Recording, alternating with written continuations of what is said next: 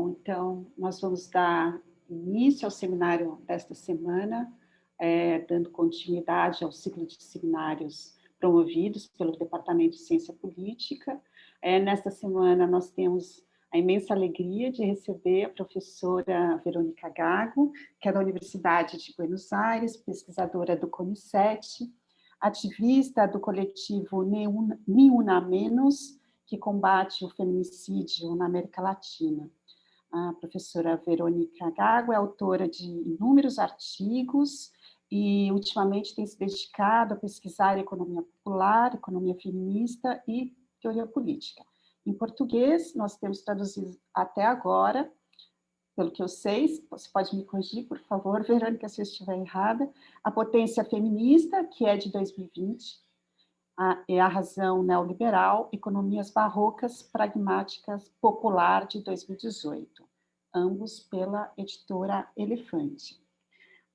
Nós vamos fazer da seguinte maneira, né? A professora Verônica Gago vai expor, né,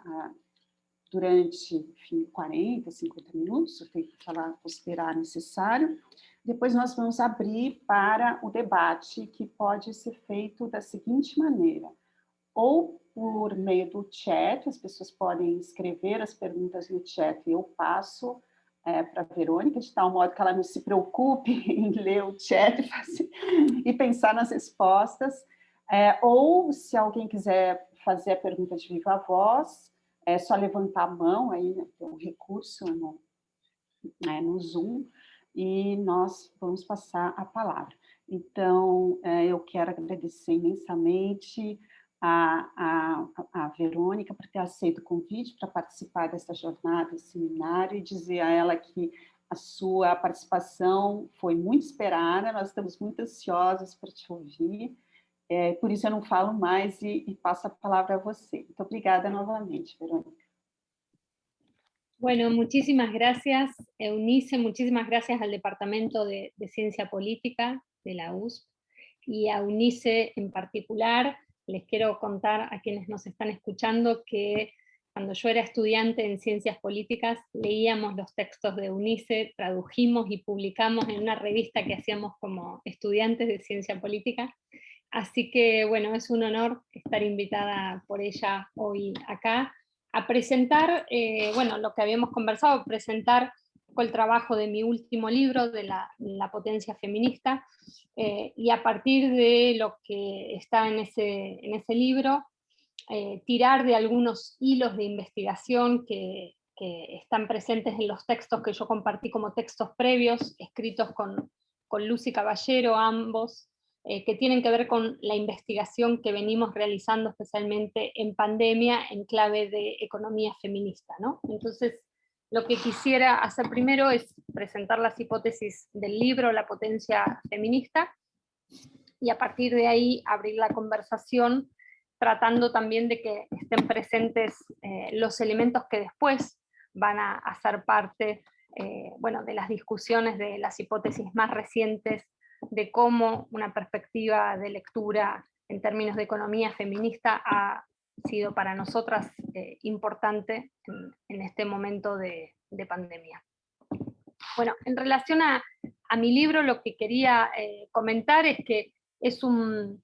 libro que escribí de alguna manera pensando en compartir en tiempo real muchas de las discusiones y debates que se estaban dando en el movimiento feminista en Argentina, bueno, la parte por lo menos en que me tocó participar a mí, y que para mí resonaban de manera muy significativa con discusiones y debates de teoría política, de filosofía, con los que yo venía trabajando, y que de alguna manera hacer esa conjunción entre debates que se iban teniendo en tiempo real en la práctica desde algunas experiencias de las que yo estaba siendo parte y intereses teórico-políticos en los que yo venía investigando, especialmente dedicados al mundo del trabajo, la precariedad y la feminización del trabajo, bueno, es un poco lo que compone la perspectiva de mi libro. En particular, a mí lo que me interesó es destacar dos rasgos que tienen que ver con lo que para mí marca una singularidad de este momento del movimiento feminista, por lo menos en la lectura desde Argentina, pero creo que es algo que podemos extender a América Latina, que es la conjunción entre una dinámica que es masiva y radical al mismo tiempo, ¿no? Esta combinación de masividad y radicalidad creo que le da un tinte, un color, una especificidad a este momento, a este ciclo del movimiento feminista, que permite lanzar algunas preguntas o hacerse algunas preguntas, que es, bueno, ¿qué tipo de escala está construyendo el movimiento? ¿Cómo se organizan las articulaciones y las formas de cooperación y coordinación al interior de este movimiento feminista que es transfronterizo, que ha hecho de la fuerza internacional una de sus prácticas, me parece, más expansivas? Y en todo caso, lo que me ha servido mucho es trabajar y pensar desde el interior del dispositivo político de la huelga, ¿no? Es decir, de la huelga feminista, como yo en el libro digo, como un catalizador y como una lente, ¿no? Una lente de análisis, pero también una lente práctica de qué ha sido la experiencia de reorganizar, ¿no?, una medida de fuerza tradicional del movimiento operario, del movimiento obrero, desde la clave de un movimiento feminista. Para eso a mí me ha servido mucho en términos de inspiración la lectura de bueno, ciertos textos clásicos de Rosa Luxemburgo, y en particular a mí me llamó mucho la atención una frase que ella escribe cuando dice: cada huelga en cada momento histórico tiene que desarrollar su propio pensamiento político, ¿no? Me parece que es una manera de mostrar cómo un mismo dispositivo de lucha no siempre significa lo mismo, no siempre despliega las mismas hipótesis políticas, aún si permite trazar conexiones históricas muy importantes, ¿no? Entonces, teniendo esa suerte de invitación, ¿no?, luxemburguiana, de tratar de desplegar el pensamiento político de la huelga de la que somos parte en este momento, a mí me pareció que ir narrando, discutiendo, investigando qué significaba, qué fuerza de trabajo movilizaba la convocatoria de la huelga feminista, era una manera de dar cuenta justamente de muchas de las discusiones en las que yo vengo participando y que me interesan en particular, que es la intersección entre economía feminista y economías populares, ¿no?, que es una realidad, me parece muy clave en América Latina para pensar cómo se han ido reformulando las experiencias del mundo del trabajo y cuáles son los territorios que están reconocidos como territorios laborales y cuáles no. En ese sentido, la huelga para mí ha permitido una suerte de cartografía práctica, ¿no? Es decir, cómo hay una interpelación a ser parte de la huelga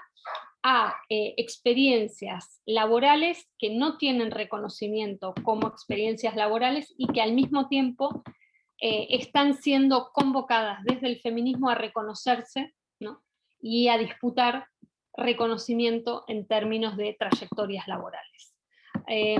Me parece que ha sido una experiencia también que, al combinar un método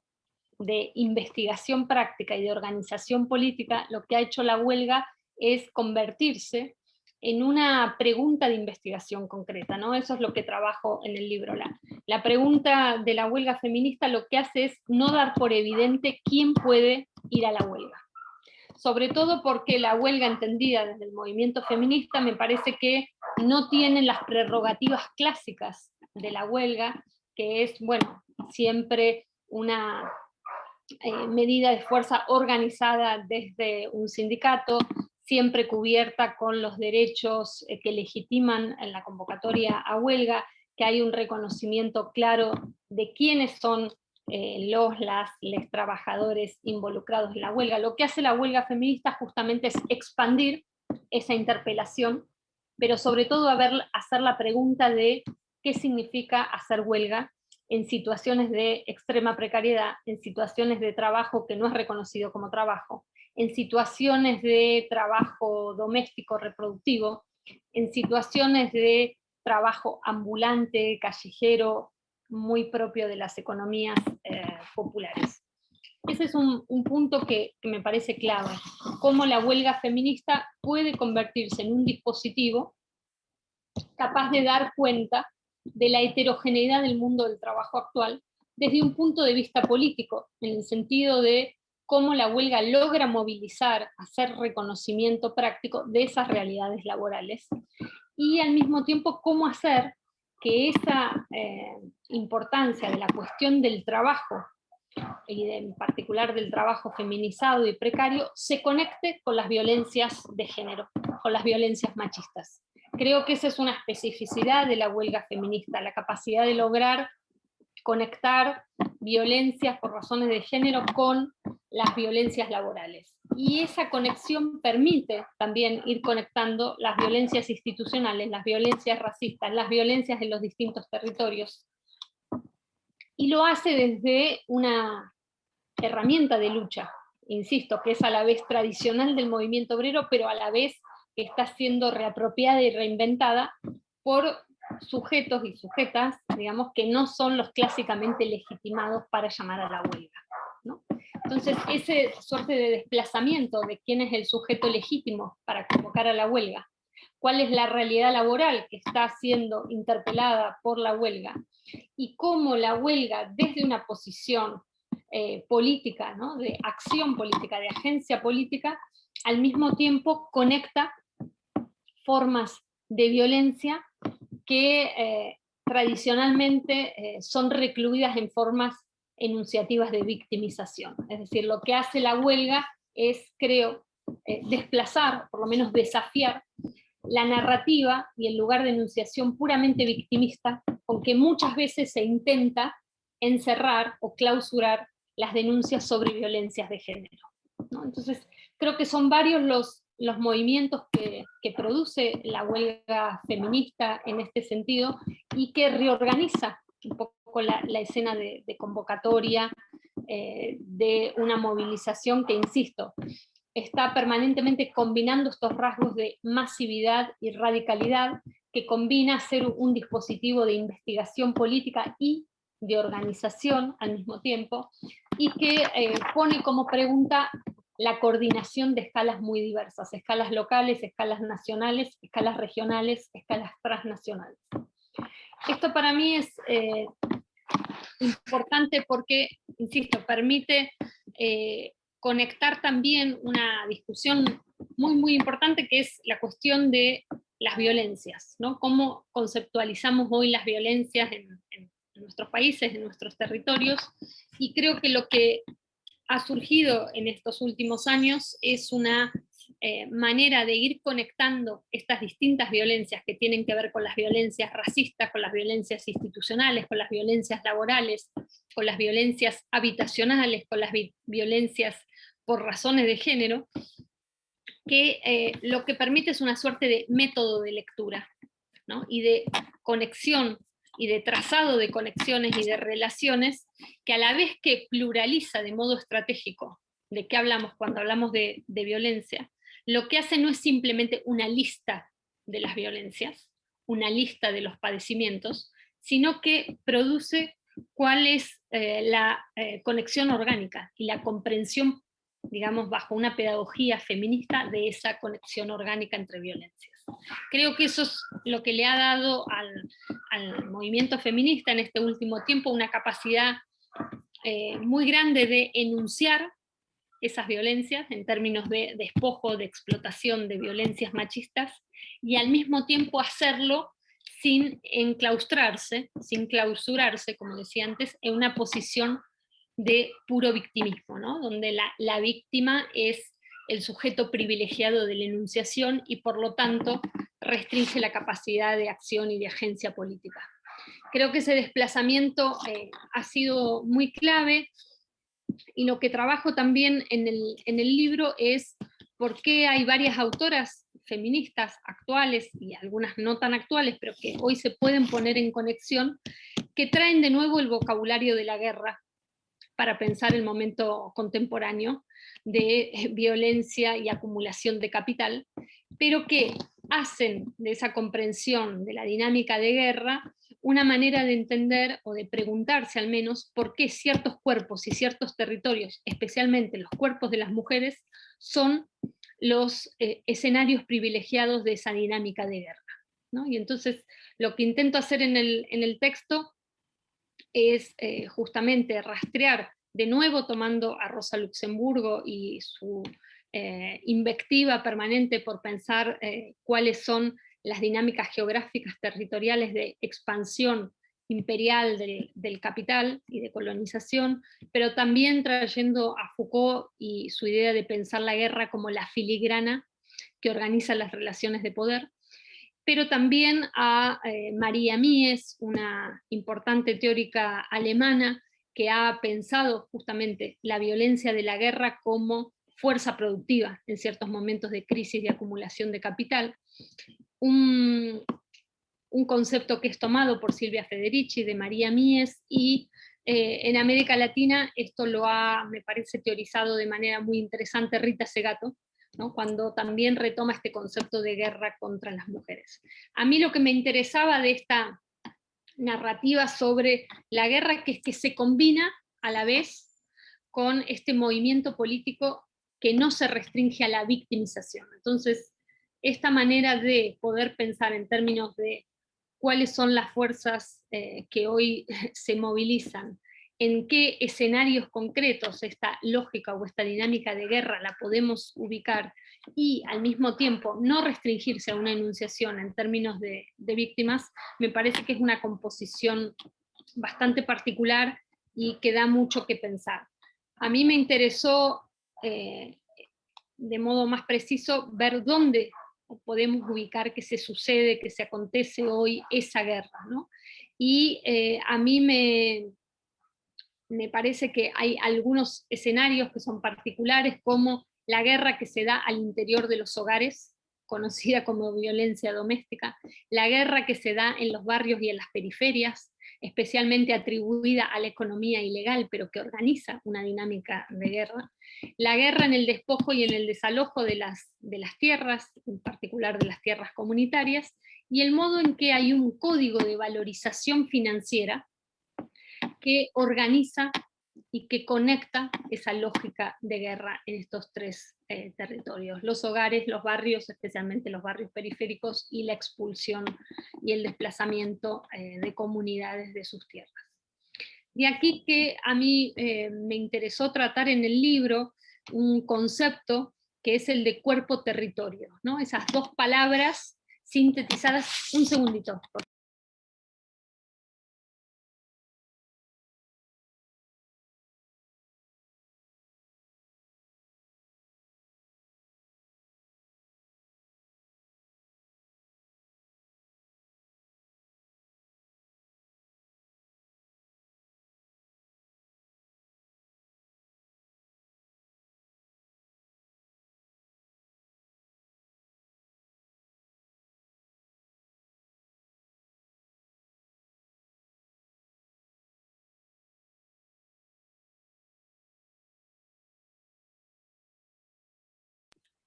Disculpen la interrupción, es que llegaba mi hijo a la escuela y le tenía que abrir sí o sí. Como les decía, a mí el concepto que me ha interesado es el de cuerpo-territorio, que es un concepto surgido, digamos, de conflictos y de luchas, especialmente en Centroamérica, pero que me parece que conecta muy bien con varias teorizaciones, especialmente también de María Mies y otras colegas, que han pensado desde los años 80 justamente la analogía entre ciertos cuerpos, especialmente los cuerpos de las mujeres, con los cuerpos territorios de las colonias, ¿no? Sin usar esa noción de cuerpo-territorio, me parece que esa analogía que ellas hacen sobre la domestificación del trabajo como un procedimiento organizado entre colonias internas y colonias externas es un concepto que vale la pena volver a traer, que vale la pena poner en conexión con las dinámicas neoextractivistas que hoy sufre especialmente en nuestro continente. O sea, este concepto de cuerpo-territorio para mí es un concepto que nos permite entender, bueno, por un lado el protagonismo que están teniendo los liderazgos de mujeres y liderazgos feministas en muchos casos en los conflictos anti-extractivistas, y por otro lado permite una suerte de discusión en términos de filosofía política de qué comprensión tenemos del cuerpo si no adscribimos o si no se restringe a un tipo de cuerpo individual, liberal, en términos de la filosofía clásica, ¿no? Entonces creo que esa noción de cuerpo-territorio es muy rica para pensar cuál es la espacialidad, ¿no? Y cuál es la referencia en términos de sujeto colectivo también de ciertos conflictos y de ciertas luchas protagonizadas hoy por bueno, las mujeres en la primera línea o en la línea de frente, como se dice, respecto de los conflictos anti-extractivos. Esta cuestión hace que yo me desplace también en el libro a debates o preguntas sobre la economía feminista y a tratar de pensar cuál es la conexión que podemos hacer hoy entre debates ciertamente clásicos sobre la reproducción, ¿no? Y qué significa que el ámbito y el área de la reproducción social sean los espacios tradicionalmente subalternizados e invisibilizados por parte del capital, pero con una creciente importancia estratégica en el neoliberalismo que se encarga de agredir de manera particular los espacios de la reproducción social, vía privatizaciones, vía despojos, vía reducción de infraestructuras públicas. Lo que hoy vemos es que ese ámbito de la reproducción social, que viene siendo muy discutido, especialmente por las feministas marxistas desde los años 70, como un ámbito estratégico en la producción de valor e invisibilizado y subalternizado, repito, hoy está siendo, bueno, nuevamente puesto en discusión frente a la avanzada cada vez más agresiva del neoliberalismo contra los recursos propios de la reproducción social. A mí me interesa en particular, y es lo que vengo investigando también, cómo son las dinámicas financieras las que hoy también se están enraizando o aterrizando en ese ámbito de la reproducción social. Esto se conecta con una investigación que vengo haciendo hace bastante tiempo de cómo se ha expandido lo que podemos llamar un sistema financiero que combina formas legales con formas alegales, formas que podríamos decir bancarias con formas financieras no bancarias, y que se dedica a endeudar de manera masiva y generalizada a los sectores más empobrecidos y más precarizados, ¿no? Esa conexión de las finanzas por abajo, por decirlo así, o en vínculo con las economías más precarias y en zonas de promiscuidad con las economías ilegales, es algo que me parece que es una dinámica muy fuerte en nuestro continente en los últimos años, y que tiene que ver justamente con cómo se organizan formas de reproducción social por fuera o ya más allá de la promesa de la inclusión asalariada, que es cada vez más una realidad posible para sectores más pequeños de la población, ¿no? Entonces, la pregunta por cómo se reproducen las grandes mayorías, especialmente de las metrópolis de nuestras ciudades, tiene, digamos, una cuestión clave a la hora de investigar el papel de este sistema financiero que se expande, ¿no? Que organiza, que contiene y a la vez explota estas formas económicas que se hacen cargo al mismo tiempo de la resolución de la vida cotidiana, de la reproducción social de comunidades, de barrios, de periferias, bueno, de manera consistente y cotidiana. Me parece que esto es una de las dinámicas que también desde el feminismo se viene discutiendo, y en Argentina es un tema que ha sido puesto en agenda también por el movimiento feminista, de qué significa pensar el endeudamiento, la deuda, no solo en términos macroeconómicos, no solo como deuda externa, sino la capilarización del endeudamiento como forma de contención de un empobrecimiento generalizado, pero también como forma, ¿no?, de explotar trabajo que ya no está mediado e institucionalizado por la forma asalariada, ¿no? Entonces, me parece que ahí hay una gran pregunta, digamos, que tiene que ver con, bueno, cómo esas finanzas gestionan, ¿no?, la vida cotidiana de mayorías cada vez más amplias, y a la vez cómo se han convertido en un dispositivo de extracción de valor, de explotación financiera,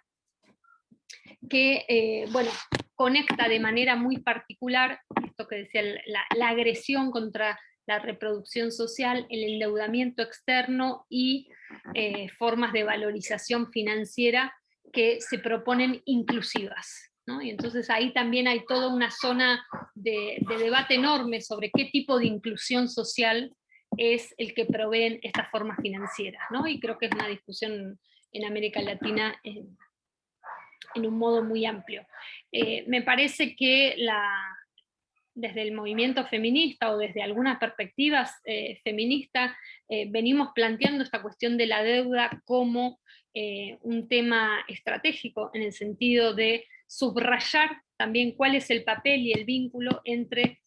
trabajo reproductivo y endeudamiento, porque las principales endeudadas son las mujeres, son las que quedan responsabilizadas de la reproducción social en los hogares, en las familias, y por qué justamente son las que van a ser las titulares de estas deudas y las mayores, digamos, quienes van a quedar más expuestas a las formas de violencia y de chantaje que estas dinámicas financieras imponen sobre los territorios. Entonces, esta manera de pensar lo financiero me parece que es un tema clave desde la economía feminista, porque también es una lógica para entender de dónde vienen ciertas dinámicas de violencia que organizan justamente los territorios hoy en día. Esto es algo que a mí me interesa tanto en términos teóricos como en términos políticos, de cómo se puede pensar la huelga contra algo tan abstracto como la explotación financiera, ¿no? Es decir, hay algo de la huelga que es mucho más fácil de imaginar cuando el patrón, ¿no?, o el jefe está corporeizado y por lo tanto entendemos contra quién estamos luchando, a quién estamos reclamando. Pero ¿qué pasa cuando la explotación financiera, incluso sin mediación del salario, pasa a ser una de las dinámicas fundamentales, tanto en la provisión de recursos como en la organización de las relaciones de violencia? Entonces, la pregunta por la huelga frente a una situación donde la explotación está fuertemente abstraída en dispositivos financieros, me parece que es una pregunta muy importante, y que nosotras en Argentina la hemos tratado de desarrollar diciendo qué significa hacer huelga contra las finanzas, qué significa confrontar a las finanzas que hoy se están nutriendo de trabajo precario, de trabajo migrante, de trabajo reproductivo sobre todo, ¿no? Entonces, la pregunta de cómo combinar ese dispositivo de la huelga con la explotación financiera me parece que es un punto también clave. El capítulo siguiente del libro, para ir haciendo un raconto de cada uno de los temas, yo me dedico a trabajar la dimensión asamblearia que han tenido las huelgas, porque eso tiene que ver con cómo esta huelga feminista, que bueno, ya lleva 5 años, ¿no?, produciéndose, no es un acontecimiento aislado, como yo insisto en el libro, sino que estructura un proceso político, ¿no? Y por lo tanto disputa una temporalidad y una forma de duración que creo que tiene que ver con cómo pensar los movimientos políticos actuales que, digamos, no pueden restringirse a una idea de espontaneidad, ¿no?, cuando muchas de las críticas que se hacen es que, bueno, las protestas aparecen y desaparecen, existen o tienen capacidad de enunciación, pero no tienen capacidad de persistencia. Entonces creo que la pregunta del proceso político y cómo se teje tiempo, se teje duración entre un momento de huelga y otro, bueno, una de las maneras en que para mí es importante tratar de pensar cómo se estructura esa duración de tiempo, tiene que ver con la práctica asamblearia que ha estado por detrás de la huelga feminista. Ahí yo intento trabajar, bueno, también porque es una discusión actual en la teoría, ¿no? ¿Qué significa la asamblea? Es decir, yo ahí referencio al texto de Judith Butler, de la teoría política de la asamblea, también al libro de Hart y Negri que se llama Asamblea, como distintos libros en los que se está discutiendo qué significa esa forma política, por qué hoy toma cierta preponderancia en algunos movimientos, pero al mismo tiempo cuáles son las críticas sobre el modo de liderazgo que esas formas políticas presentan.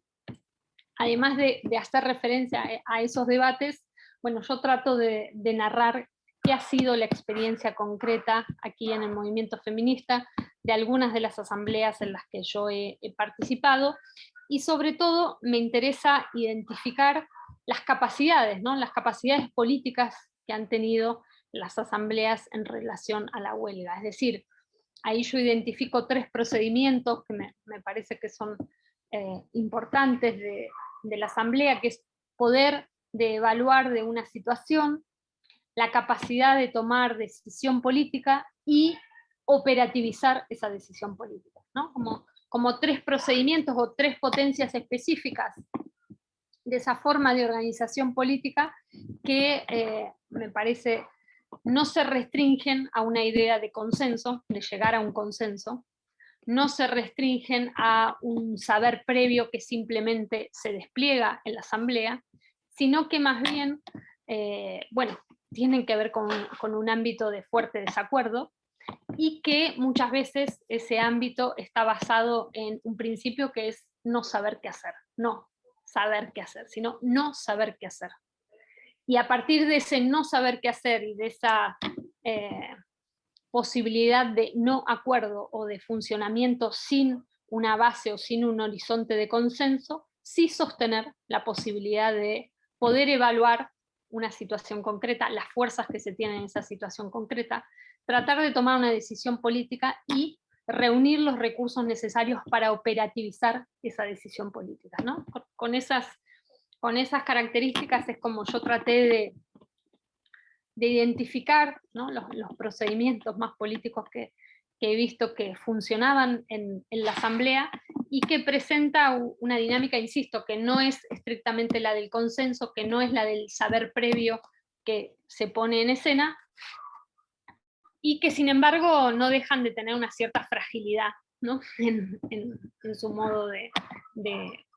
organización política. De todas maneras, ahí trabajo también otro concepto de Rosa Luxemburgo que me interesa en particular, que es el de la Realpolitik revolucionaria, que es un concepto que ella trabaja para tratar de salir del binarismo entre reforma y revolución, que a mí me parece, podemos volver eso después en las preguntas si les parece, pero me parece que es un concepto bien interesante para tratar de pensar ciertas dinámicas actuales. Y finalmente hay unos últimos 2 capítulos del libro que tienen que ver, por un lado, con la dimensión internacional, transnacional, transfronteriza de la organización de la huelga. Creo que ese es también uno de los puntos característicos de este momento del movimiento feminista, no porque antes no haya existido, sino porque hoy repiensa cuáles son esos territorios del internacionalismo. Si no se tiene una estructura jerárquica, ¿no? de organización, como han sido en otros momentos los partidos políticos que daban forma y estructura a una internacional, bueno, hoy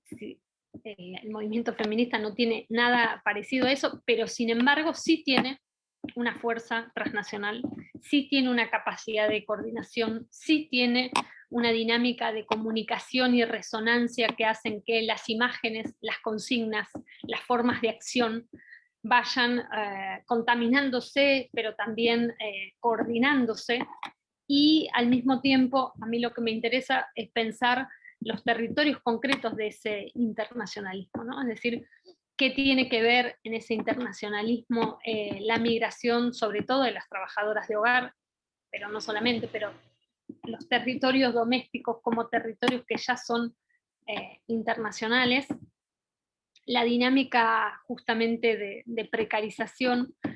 como una dinámica que pone en juego también posibilidades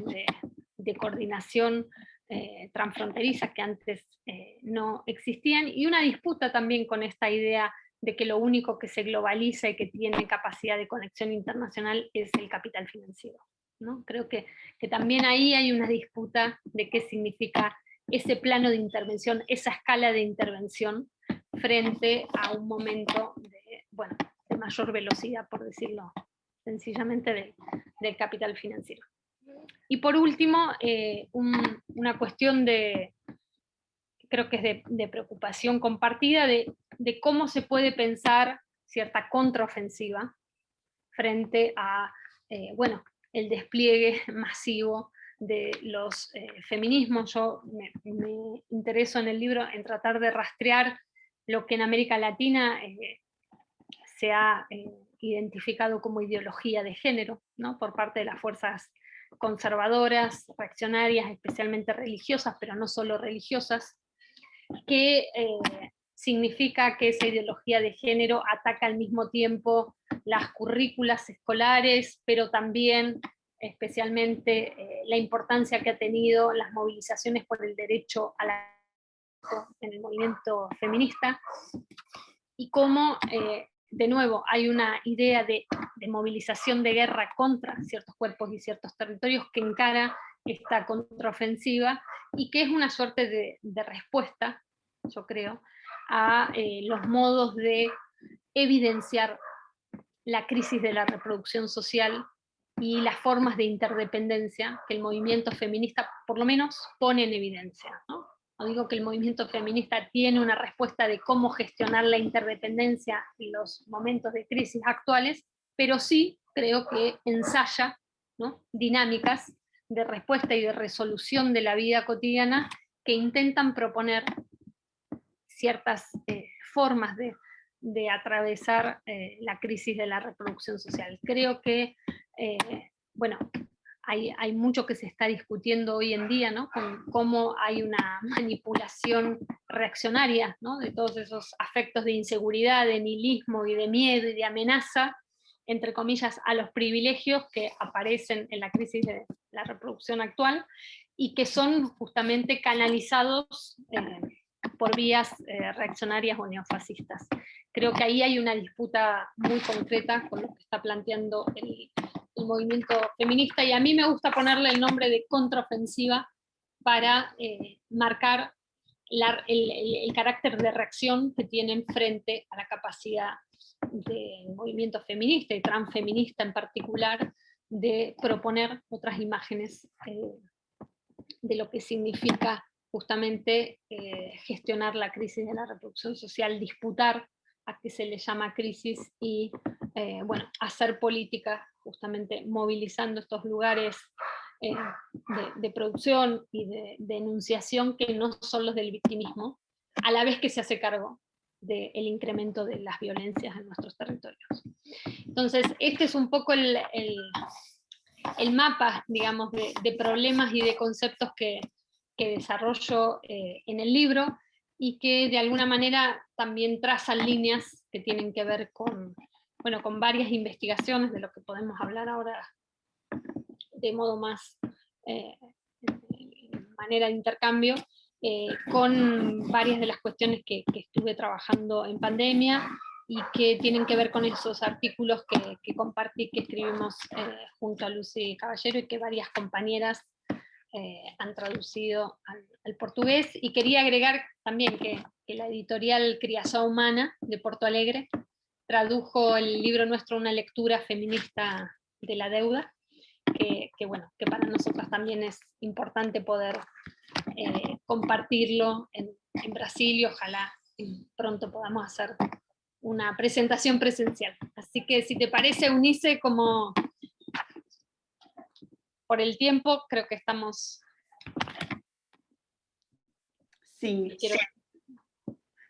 Eu acho que, bom, se você quiser concluir, está ótimo, mas, enfim, temos tempo. E acho que talvez a gente possa passar para o debate, talvez seja produtivo também. Bom, então eu vou... já tem algumas perguntas aqui, né, no chat, mas eu queria colocar um comentário mais do que uma pergunta para você, Verônica. Eu achei muito interessante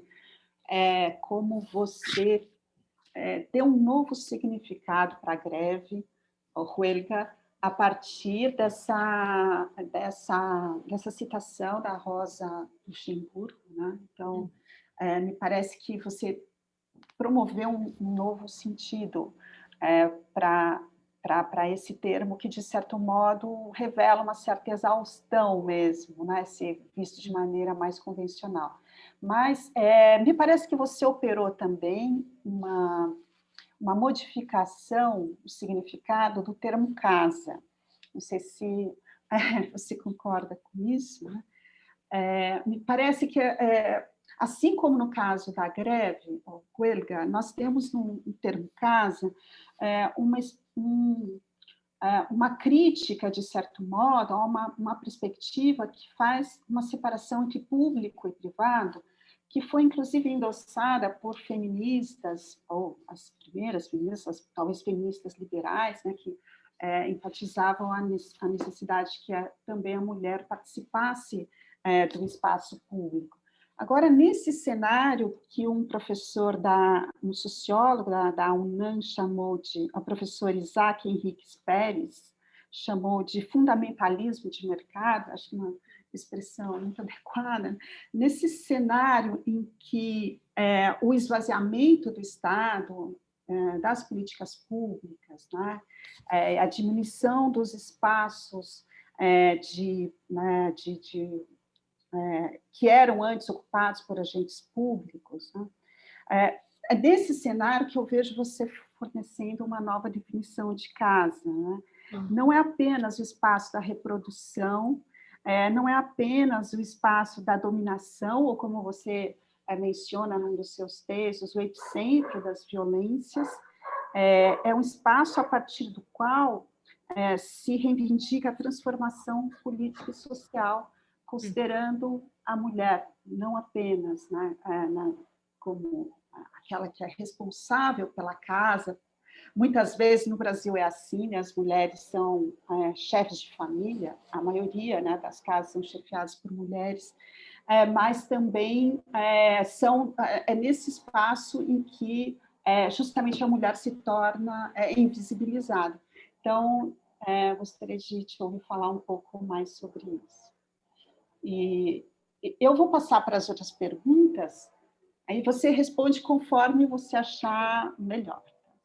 Então, a Beatriz Sanches pergunta como a mobilização pela legalização do aborto na Argentina se relaciona com a perspectiva apresentada no livro A Potência Feminista, especialmente com a noção de corpo-território. E a Isabela Vilela pergunta qual o legado do feminismo argentino, em especial a partir do período da última ditadura em relação às dinâmicas financeiras na América Latina. Tem mais uma pergunta, não sei se eu faço, espero. Eu vou fazer, se houver mais, depois a gente abre uma nova rodada. Qual projeto político as greves feministas defendem? O que fazer depois da greve? A pergunta da Helena Cunha. Bueno, muy buenas las preguntas y los comentarios. Gracias, Eunice, por tus comentarios. Efectivamente, yo creo que hay una intención en el trabajo, pero que tiene que ver con la práctica política de reconfigurar lo que entendemos por huelga, ¿no? Siendo que no es simplemente un anacronismo, ¿no? Volver a traer la huelga, sino la posibilidad o la versatilidad que está teniendo la huelga para contener diversas situaciones de trabajo, ¿no? Y entonces a mí me interesa, y es lo que trabajo especialmente en el libro, esas situaciones aparentemente imposibilitadas, de hacer huelga, ¿no? De mujeres que decían, no puedo ir a la huelga porque necesito vivir del ingreso día a día para poder comer, entonces no tengo la posibilidad de hacer huelga, o no puedo ir a la huelga porque tengo responsabilidades y obligaciones con mi territorio, con mi barrio, entonces no puedo abandonar esas responsabilidades para ir a la huelga. A mí me parece que todas esas situaciones que en principio rechazarían la posibilidad de hacer huelga, imposibilitarían hacer la huelga, han sido desafíos de cómo la herramienta de la huelga feminista fue exigida de ser ampliada, ensanchada, expandida por realidades del trabajo que son extremadamente complejas y frágiles, y que aún así el desafío político de la huelga es cómo incluirlas, cómo contener, no simplemente decir, bueno, realmente esas situaciones de esas compañeras en esas condiciones las excluyen de la huelga, las imposibilitan de la huelga. Sobre todo porque creo que lo que intento remarcar en el libro, estaba esta situación de dar cuenta de esa condición crítica en términos de trabajo, en términos de ingresos, y al mismo tiempo tener un deseo de ir a la huelga, una insistencia en ser parte de esa movilización colectiva. Entonces, esa manera en que se intersecta para mí en la práctica política la imposibilidad y el deseo es una situación para mí muy interesante, porque obliga a las estrategias de la huelga a redefinirse en términos prácticos, en términos políticos, y estar a la altura de contener e incluir experiencias laborales que en principio eran excluidas en términos históricos por la definición misma de huelga, ¿no? Entonces, creo que eso es algo interesante en términos de desafío para el movimiento feminista, pero también para la definición misma de huelga, de qué significa tener la capacidad de incorporar, de interpelar, de alojar, ¿no? Esas situaciones laborales. Y en ese sentido, como vos decís, estoy de acuerdo con que la idea es cómo transformar la noción de huelga, cómo darle un nuevo sentido y tratar de pensar eso, cuál es la teoría política que incluye esta noción de huelga, ¿no? Eso por un lado. Y respecto a la cuestión de la casa, tal como lo planteabas, es justamente, estoy de acuerdo con cómo lo decís, y ahí hay un concepto que a mí me parece que es productivo para pensar, que es el de territorio doméstico, ¿no? Que hace que podamos pensar la dinámica, digamos, de reproducción social no solo restringida al ámbito del hogar y de la casa. Que realmente hoy en América Latina las dinámicas de reproducción social no se restringen ni se resuelven solo al interior del hogar, solo al interior de la casa. Como siempre, pero hoy más que nunca, digamos, las redes barriales, territoriales, comunitarias, son redes que producen territorios domésticos, y que de alguna manera lo que están también disputando es esa distinción entre público y privado, donde lo doméstico es sinónimo de enclaustramiento, de confinamiento. Creo que estas dinámicas lo que hacen es mostrar, por un lado, el valor político, social, productivo de lo doméstico, y al mismo tiempo expandir la espacialidad de lo doméstico, ¿no? Creo que en ese sentido la diferencia entre eso, la casa como el lugar de reclusión, como el lugar estrictamente privado, queda un poco modificado, y creo que eso, además en pandemia, lo que hemos visto es que la vivienda, la casa, la moradía, ¿no? Se convirtió en un lugar neurálgico de la discusión política, ¿no? Tanto por la cuestión de la renta, ¿no? Quién puede alugar, quién no puede pagar un alquiler, hasta lo que significa la sobrecarga de trabajo reproductivo en la pandemia, estos suerte de hogares, casas convertidos en fábrica, convertidos en escuelas, convertidos en oficinas, ¿no? Es decir, hay algo de la espacialidad de lo doméstico que se ha incrementado en términos de su centralidad política durante la pandemia, tanto a nivel de la casa en su sentido restringido, como de estos territorios domésticos que se han hecho cargo, efectivamente, ¿no?, de construir infraestructura para la crisis. Infraestructura habitacional, alimentaria, frente a la emergencia en violencia de género. Entonces, creo que tenemos que repensar esta espacialidad de lo doméstico y de la casa, que hay algunas pistas, algunas claves que la huelga ya puso en cuestión, y creo que lo que hemos visto en la pandemia, donde la centralidad de la vivienda, de la moradía y del trabajo doméstico reproductivo, pero también del trabajo productivo que se pliega al interior de los espacios domésticos, nos obligan a repensar esa espacialidad y esa distribución de espacialidades, ¿no? A la vez creo que es una situación bastante paradojal que en un momento en que una fuerza evidente de los feminismos estaba en ocupar las calles, ocupar los espacios, el efecto de la pandemia es una suerte de repliegue, ¿no?, sobrecarga en las tareas de cuidado, en las tareas reproductivas, ¿no?, y repliegue de alguna manera en estos territorios domésticos. Creo que esa situación de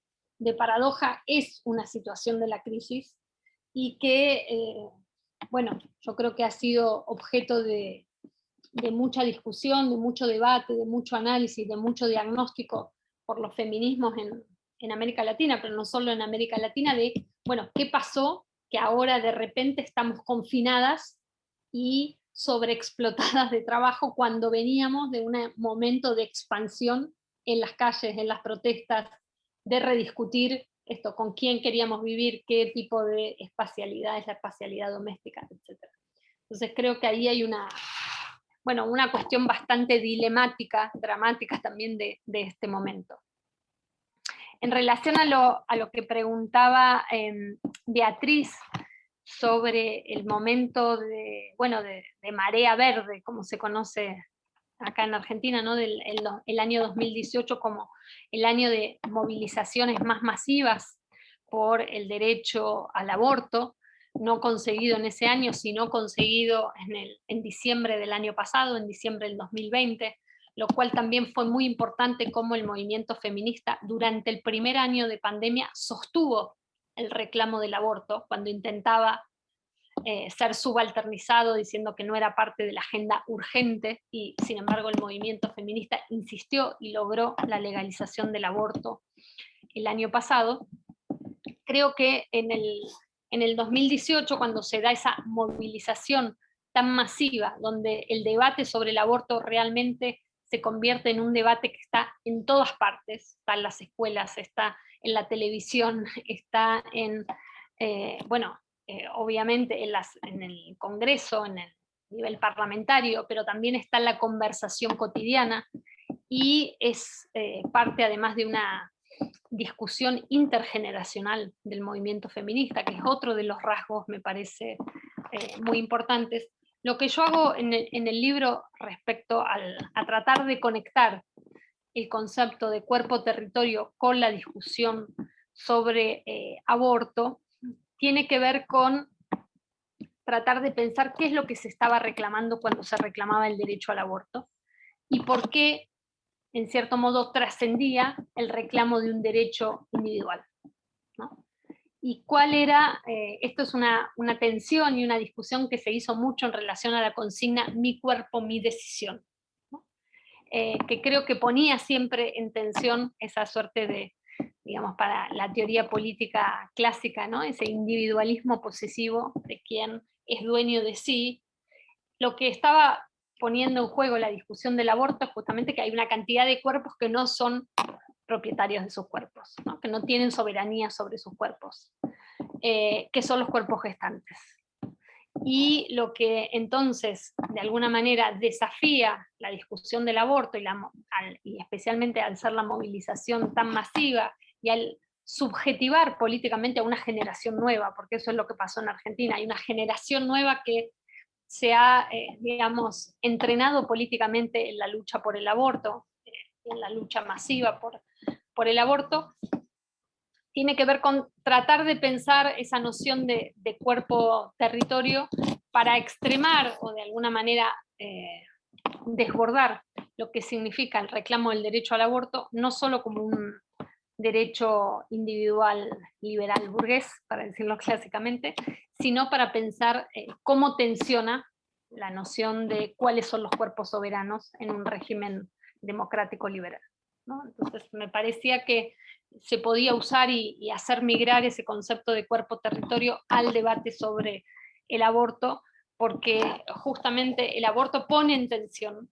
muchas de lo que Carol Pateman llama, ¿no?, el contrato sexual de las democracias, es decir, bueno, cuáles son los cuerpos soberanos que siempre involucra la subalternización de algunos cuerpos denominados como no soberanos, ¿no?, y no propietarios de sí.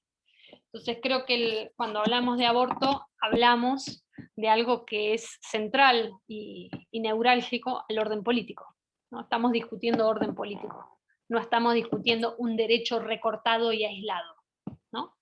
Y creo que eso se vio muy prácticamente en cómo las discusiones se desplazaban permanentemente, ¿no? El involucramiento de la Iglesia en discutir el aborto, el involucramiento de que se trataba de un reclamo por aborto gratuito, es decir, que ponía en juego una dimensión de clase, de quienes corren riesgos cuando el aborto es ilegal, y también en términos, como los decía, de orden político, ¿no? De qué significa que hay cuerpos que no ejercen soberanía sobre sí mismos. Entonces, la posibilidad de pensar ese derecho en términos de cuerpo colectivo y en términos de orden político, me parece que es lo que permite, bueno, también hacer jugar la noción de cuerpo-territorio en relación al reclamo por el aborto. Paso a la pregunta de Isabela. La estoy releyendo porque me la había olvidado. ¿Cuál es el legado que observa del feminismo, en especial pensando a partir del periodo de la última dictadura en relación a las dinámicas financieras en América Latina? A ver, es difícil esa pregunta. En principio, yo creo que hay una relación estrecha entre el movimiento de derechos humanos en Argentina, esto ha sido muy señalado, y el movimiento feminista, ¿no? Es decir, especialmente por la importancia que ha tenido en Argentina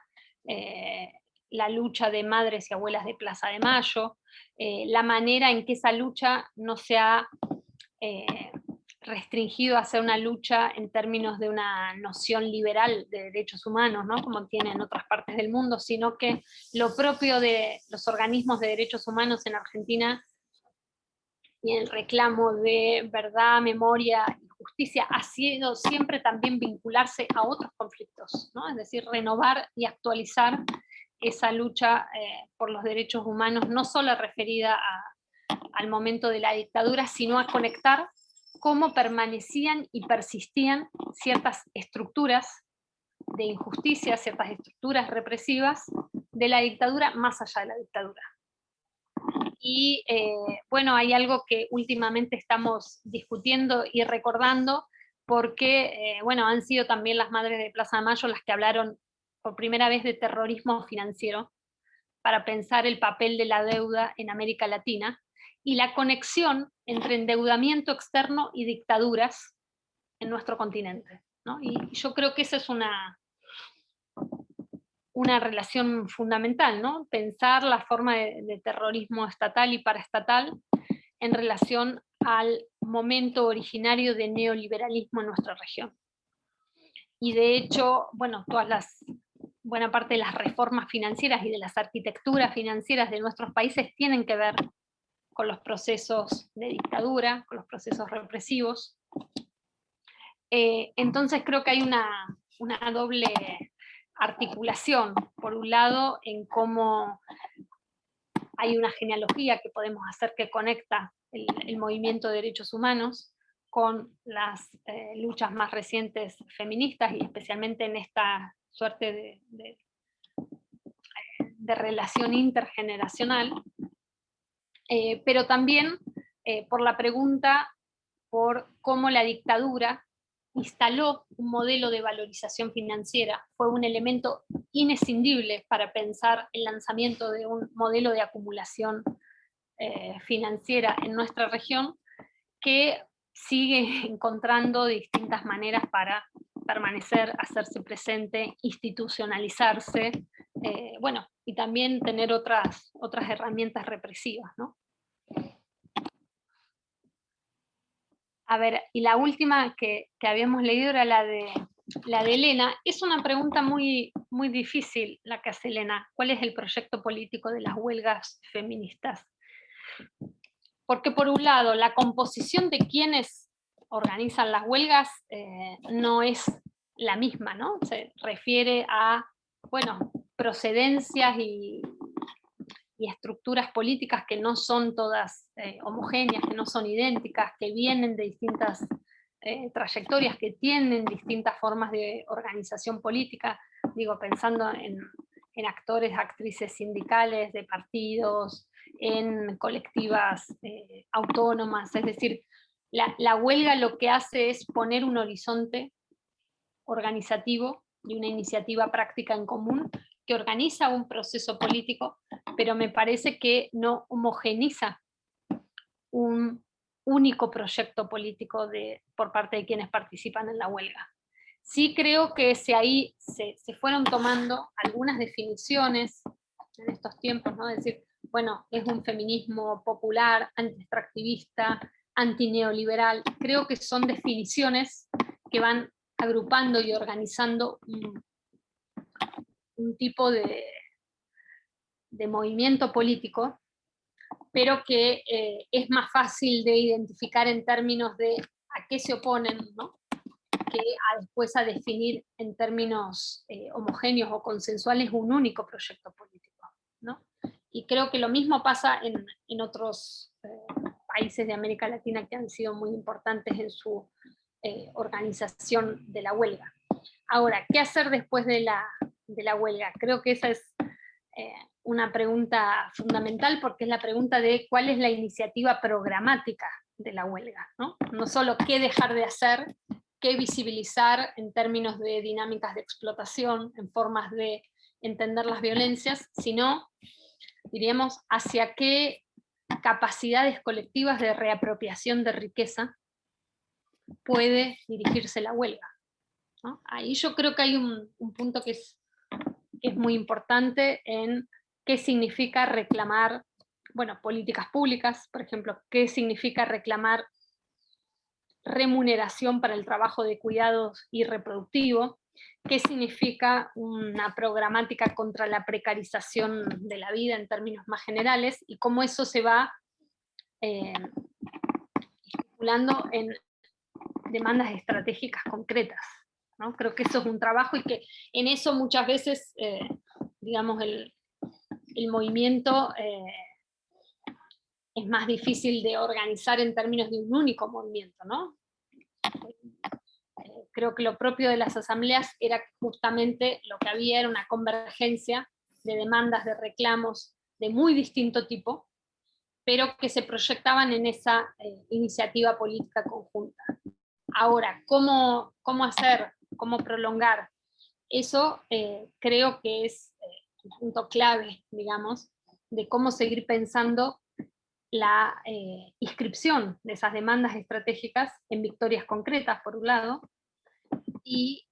por otro, creo que en una situación de crisis como la que estamos, la pregunta por cómo nos reapropiamos la riqueza colectiva es también muy, muy clave. A mí me gustaría saber, no sé qué piensan ustedes de Brasil, del movimiento de la huelga feminista o del movimiento feminista más en general respecto de estas mismas cuestiones. Acá veo que hay... No Brasil, eu acho que não teve o mesmo... atingiu a mesma mobilização que na Argentina e no Chile, né? Eu acho que é uma coisa que realmente precisa ser investigado. Uma possibilidade que a Veridiana coloca aqui diz respeito ao fato de o Brasil ser um país muito mais extenso territorialmente do que a Argentina, né? Ela diz: a pluralidade de mulheres aparece ceder qualquer tipificação, o que torna difícil a comparação com a Argentina. E ela também complementa a pergunta a respeito da onda verde, se nas cidades pequenas foi tão impressionante como na capital, né? O Sérgio pergunta: no Brasil percebemos um crescente protagonismo das mulheres negras e indígenas nos movimentos sociais e na esfera pública. Aqui podemos reconhecer que em diferentes indicadores sociais, essas mulheres se encontram nas piores condições em comparação com mulheres e homens brancos. Maior desemprego, menor salário, piores condições de saúde, moradia, etc. Gostaria de saber um pouco mais como você percebe a participação e o papel das mulheres assim reconhecidas nas lutas sociais argentinas.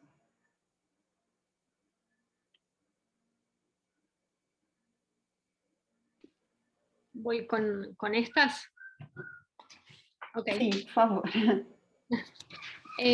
Bueno, respecto de las luchas por el aborto, no fue algo solamente en Buenos Aires, básicamente porque la organización principal por la lucha por el aborto es la campaña nacional por el derecho al aborto, que es una campaña que existe en Argentina hace 15 años y que tiene una estructura federal, ¿no? Entonces, eso también fue, me parece muy impresionante y un dato significativo de cómo esa organización y esa militancia y esa reivindicación se dio a lo largo y a lo ancho de todo el país, ¿no? Y tanto en las grandes ciudades como en los pequeños pueblos. Eso tiene que ver también con la difusión que tuvieron los debates parlamentarios en los medios, pero también la importancia de cómo la discusión sobre el aborto se combinó y se intersectó con la discusión sobre educación sexual integral y cómo eso estaba en las currículas escolares, con cómo se vinculaba a políticas de salud pública, con el tipo de, justamente, de contraofensiva que hacían algunas fuerzas de fundamentalismo religioso contra el aborto. Entonces, todo eso hizo que ese debate sobre el aborto escalara a nivel nacional, pero sobre todo me parece importante marcar que la organización de la militancia y de la campaña nacional por el derecho al aborto es una estructura federal con mucha organización de base en todos los espacios, en todos los lugares, en todas las provincias. Y bueno, hay otra cuestión que por ahí es importante de esa capacidad, digamos, que no se restringe a Buenos Aires, ni mucho menos, que es la tradición en Argentina de hace 3 décadas de lo que se llama Encuentro Nacional de Mujeres, que fue rebautizado como Encuentro Plurinacional de Mujeres Lesbianas, Travestis y Trans, que es, bueno, siempre lo decimos, ¿no? Una especie de escuela de pedagogía popular feminista que es itinerante, que va cambiando año a año y se hace en distintas provincias de Argentina, y que bueno, eso también de alguna manera ha colaborado siempre con la dinámica más federal, ¿no? Y más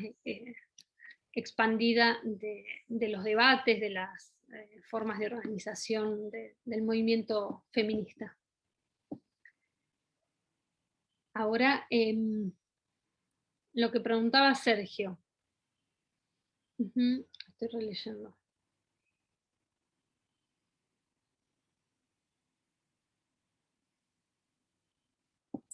Sí, creo que en Argentina,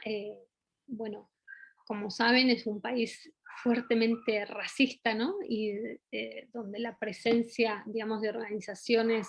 de mujeres negras es, creo que obviamente muchísimo menor que en Brasil, pero que en los últimos años han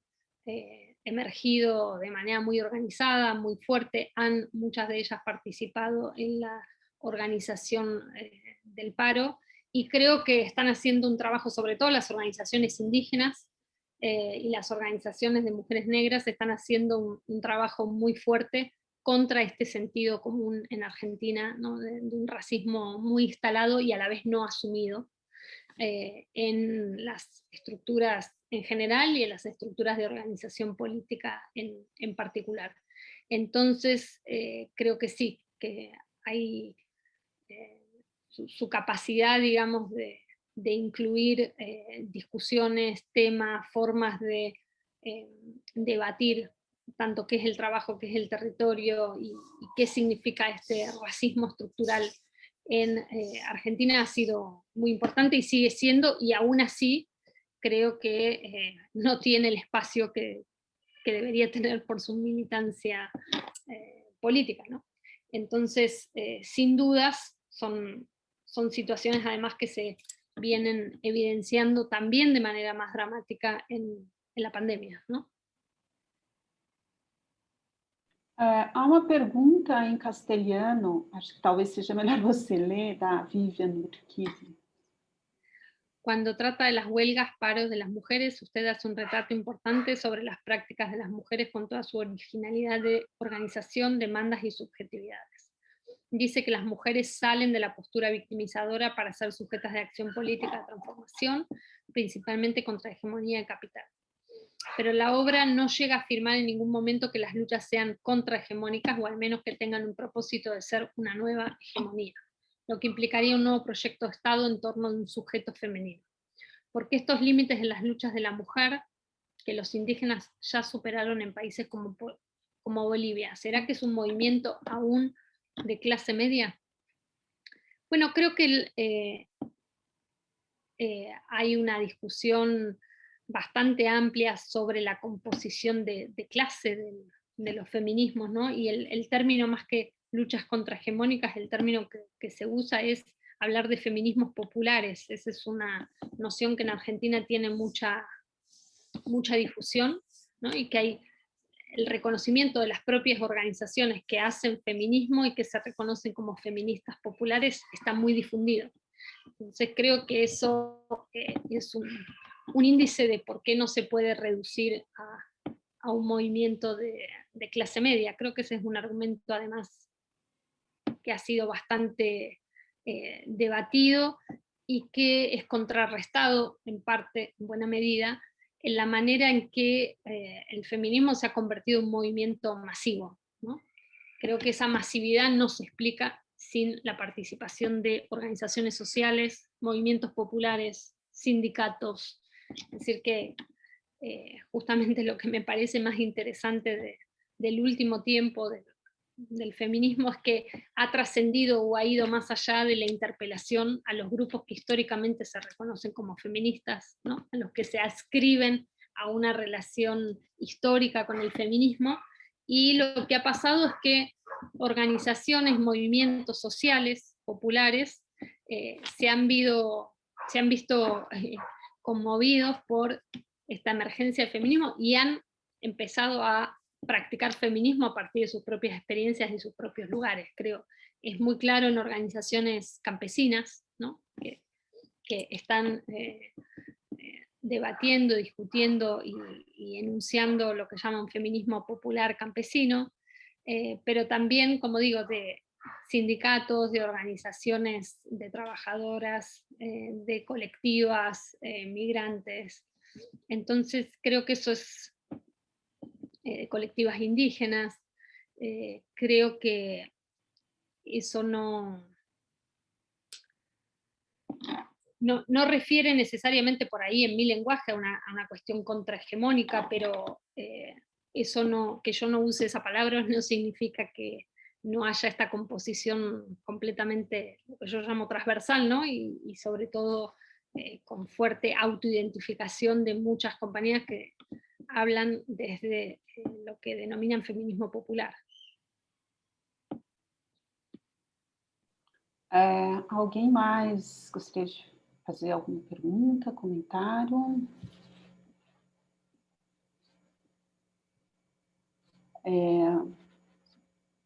Sempre tem uma pessoa que, no último minuto, decide fazer uma pergunta. Nós já são 18h52, né? Eu acho que não apareceu ninguém para fazer, mais ninguém, né, para fazer pergunta. Eu acho que, de fato, nós tivemos uma fim de tarde muito produtivo aqui com a Verônica, ouvindo você falar do seu livro e apontando questões que certamente são relevantes também para o nosso cenário aqui no Brasil, né? Embora eu acho que existam algumas peculiaridades no Brasil que talvez ainda precisem ser investigadas.